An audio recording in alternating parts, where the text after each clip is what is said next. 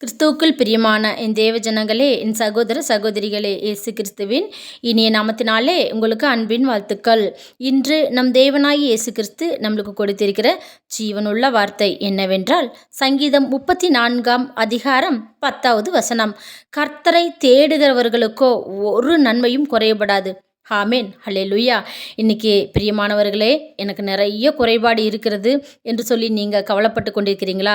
கர்த்தர் சொல்கிறாருங்க, ஒரு நன்மையும் குறைவுபடாது. அதாவது ஒரு காட்டுக்கு ராஜா வந்து சிங்கங்க, அந்த சிங்கத்தினுடைய குட்டி கூட பசியோடு இருக்கும். ஆனால் என்னை தேடுகிற ஒருவருக்கும் நான் ஒருபொழுதும் நான் குறைபாடு வைப்பதில்லை, ஒரு நாளும் அவங்க பட்டினியாக கிடக்க நான் விடவே மாட்டேன் என்று சொல்லி இன்னைக்கு ஏசப்பா வந்துங்க, இன்னைக்கு நம்மளுக்கு ஆணித்தரமாக இன்னைக்கு நம்மளுக்கு ஏசப்பா வசனத்தை கொடுத்துருக்கிறாருங்க.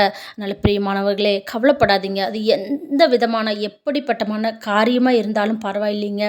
ஏசப்பா இன்னைக்கு நம்மளுக்கு நன்மையானதை செய்ய காத்திருக்கிறாரு. அதனால் கவலையே படாதீங்க, சந்தோஷமாக இருங்க. ஹல்லேலூயா, ஆமேன், ஸ்தோத்திரம்.